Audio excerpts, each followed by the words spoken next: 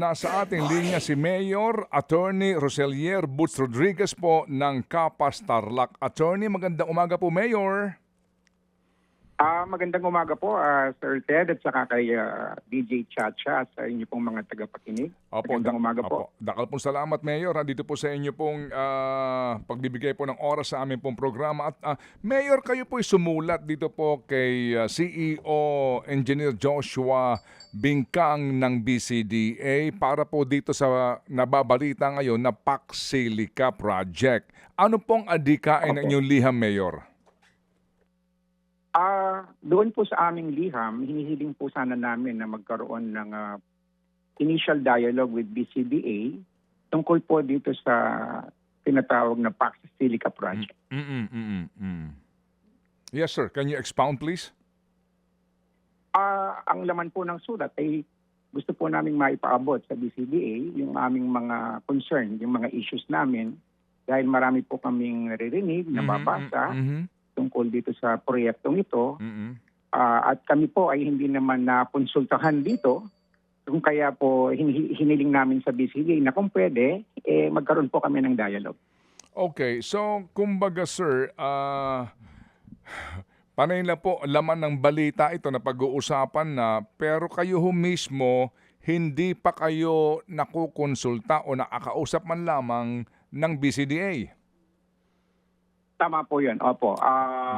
Wala pong konsultasyon na nangyari tungkol po dito sa proyektong ito. At kami nabibigla na lamang, katulad po nung napanood ko noon, nung nagkaroon ng groundbreaking sa New Clark City, doon ko pa lang po nalaman na meron po palang ganitong proyekto na gagawin po dito sa bayan ng Kapas. Groundbreaking po ng alin? Nung Pax Silica po. Ha? As in... groundbreaking na balitaan po ninyo, napanood po ninyo ito. Sino pong present doon? Doon po sa napanood ko, nandun po si Engineer Jake Bingkang at saka parang yung DTI Undersecretary at saka po siguro mga embassy personnel po. Parang yun po yung mga nakita ko. Opo. Bagamat ang area na ito ay nasa ilalim po ng Bases Conversion Development Authority, pero po yung lugar na pinag-uusapan natin dito, Kapas Tarlac, ito po yung sinasabi na magiging site ng Pax Silica. Tama po. Opo. Ang Pax Silica po ay itatayo doon sa tinatawag na New Clark City na nakapaloob po sa tinatawag na Clark Special Economic Zone na ito po ay saklaw ng teritoryo ng bayan ng Kapas. Opo. Bilang pagrespeto man lamang po doon sa LGU na nakakasakop dito, mawalang galang lang, hindi man lang kayo naimbitahan sa event na yon? Hindi po, hindi po.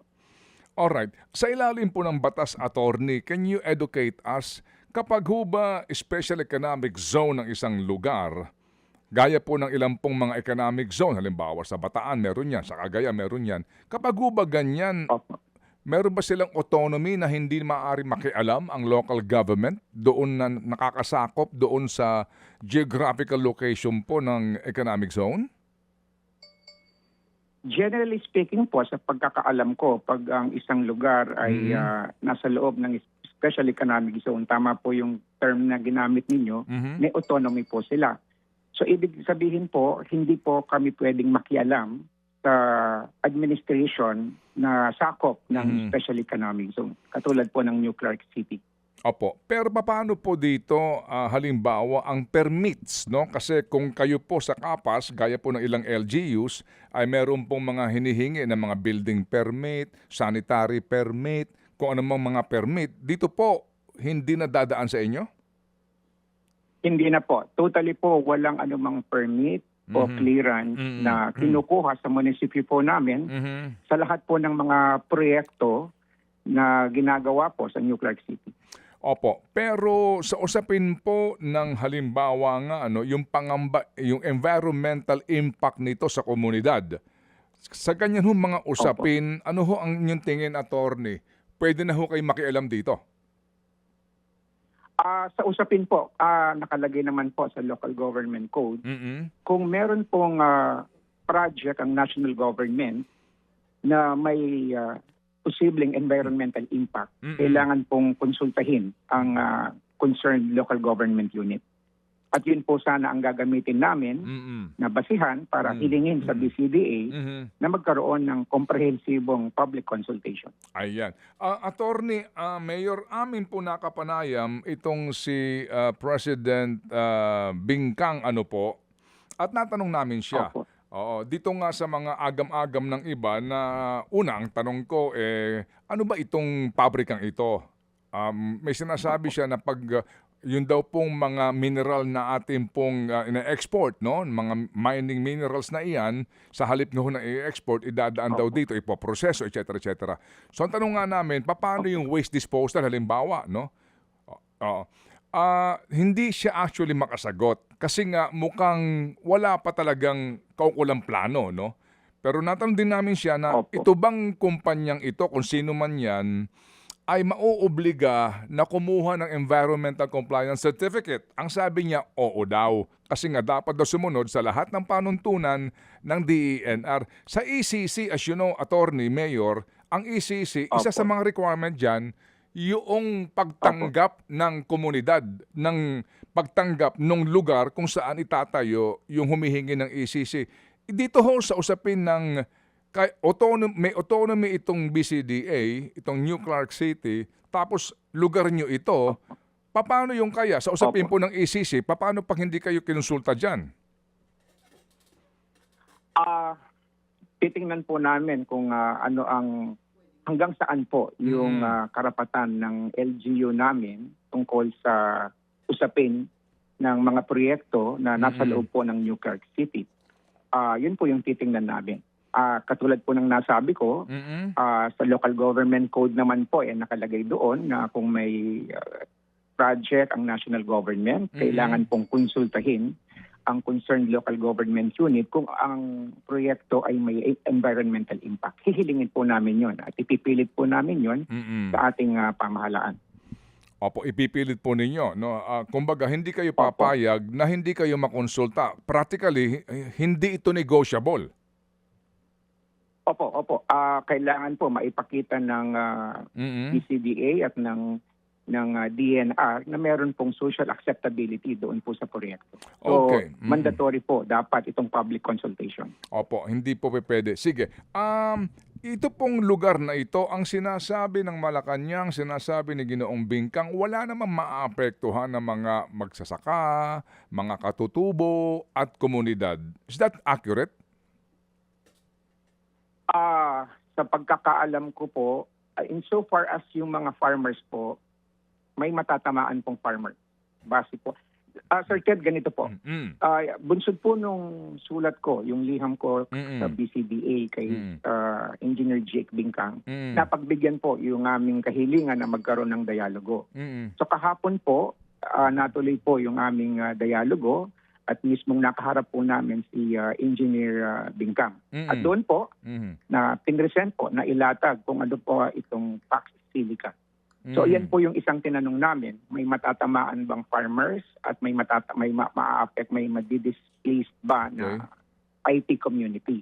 Base po doon sa pinresent nila, oo, may matatamaan na farmers, pero walang matatamaan po na established IT community. Kasi meron po kami ditong IT community na pinangangambahan namin na pasok doon sa Pax Silica project, ito pong Sitio Binyayan.